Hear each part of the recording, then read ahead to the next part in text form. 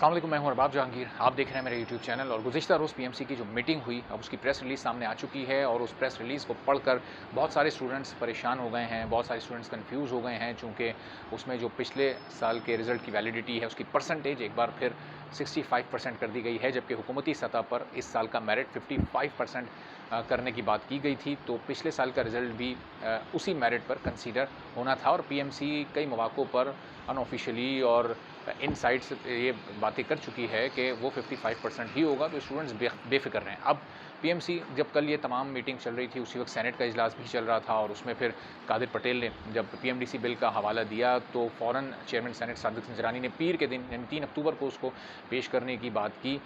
तो अब ज़ाहिर है पीर को अगर ये बिल पेश हुआ तो अक्सरियती बुनियाद पर ये पास हो जाएगा, तो ये सारे डिसीजंस, ये सारी मीटिंग्स, ये सारी प्रेस रिलीज़, ये डेट्स की अनाउंसमेंट, ये सब खत्म हो जाएगा। चूँकि पीएमसी ने अभी भी इस प्रेस रिलीज़ में या तो 13 नवंबर या 20 नवंबर 2 डेट्स रखी हैं, अभी तक कोई हतमी फाइनल डेट अनाउंस नहीं की। तो पीएमडीसी की बहाली के बाद तो ये सब कुछ खत्म हो जाना है।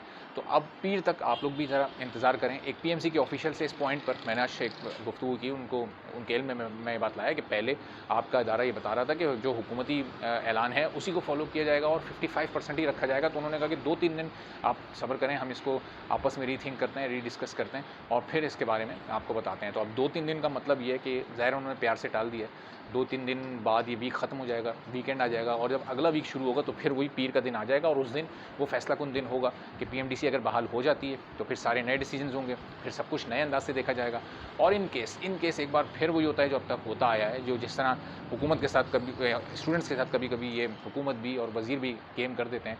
तो अगर पीर को ये बिल पेश नहीं होता तो फिर पीएमसी के ऑफिशियल से दोबारा हम रब्ता करेंगे और इस पॉइंट को दोबारा उनके सामने रखेंगे और सिर्फ पीएमसी के ऑफिशियल से नहीं बल्कि फिर ये जितने भी सेनेटर्स और एमएनएज़ और ये जितने वज़ीर इस सिलसिले में सारे कोशिश में लगे हुए थे पीएमडीसी की बहाली के लिए और बड़े-बड़े जो दावे कर रहे थे कि हम स्टूडेंट्स के साथ हैं, तो उनसे भी रब्ता करेंगे और उनको फिर ये बताएंगे कि जो 10% का फ़र्क है ये क्या है। आप कुछ और कह रहे हैं, पीएमसी ने अब कुछ और कह दिया, कल पीएमसी कुछ और कह रही थी, आज वो कुछ और कह रही है, तो इसको प्लीज़ एक नुक्ते पर सब मुत्तफ़िक हों, एक नुक्ते पर लेकर आएँ और उसकी ऑफिशियल अनाउंसमेंट करें। और ये जो 55% से 65% तक के पिछले साल के स्टूडेंट्स हैं, इनके साथ कुछ गलत ना करें। और क्योंकि अब रजिस्ट्रेशन ऑफ हो चुकी है, बंद हो चुकी है, या तो इसको 55% पर ही लेकर आएँ या फिर अगर 65% रखना आप लोगों के लिए लाज़िम व मलज़ूम है तो कोई इसका मंतकी जवाज़ दें और फिर उस जवाज़ देने के बाद रजिस्ट्रेशन को दोबारा से ओपन करें ताकि फिर ये स्टूडेंट्स अपने आप को खुद से रजिस्टर करवा सकें।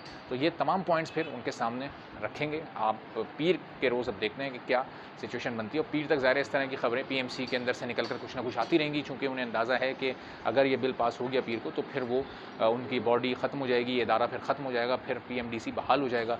तो फिर वही जो जिस तरह 2019 तक आप तमाम स्टूडेंट्स और आपसे पिछले बैचेस जो दिया करते थे एमडी कैट, वो फिर देंगे। अच्छा, इस प्रेस रिलीज़ में आप ये भी देख लें कि कोई ज़िक्र एनएलई से मुताल्लिक नहीं किया गया, चूँकि उन्हें अब अंदाज़ा हो गया कि पीएमडीसी आएगी तो एनएलई ऑटोमेटिकली ख़त्म हो जाएगा। और जो नम्स वाले तमाम स्टूडेंट्स हैं उनसे मुताल्लिक अगली वीडियो में मैं इंशाल्लाह आप लोगों से भी थोड़ी बात करता हूँ। आज भी कोशिश की है नम्स के ऑफिशियल से रब्ता करने की, लेकिन पता नहीं कहाँ छुपे बैठे हैं कि रब्ता हम लोगों से नहीं हो पा रहा, मंज़र आम पर नहीं आ रहे हैं। लेकिन इंशाल्लाह कोशिश करते रहेंगे नेक नियति से तो मंज़िल ज़रूर मिलेगी और अल्लाह ताला ज़रूर मदद करेगा। तो इजाज़त दीजिए और जो लोग सब्सक्राइब नहीं कर सके चैनल सब्सक्राइब कर लें ताकि तमाम वीडियोज़ और ये तमाम इन्फॉर्मेशन आप तक बर वक्त पहुँच सकें। अल्लाह हाफ़िज़।